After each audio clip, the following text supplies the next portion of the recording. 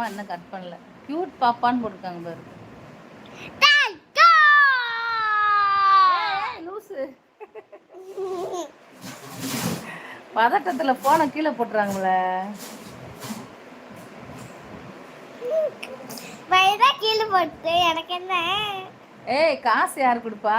அவங்களுக்கு செல்லு வாங்கணும்ல, அப்புறம் கீழே போட்டா உடஞ்சிரும்ல.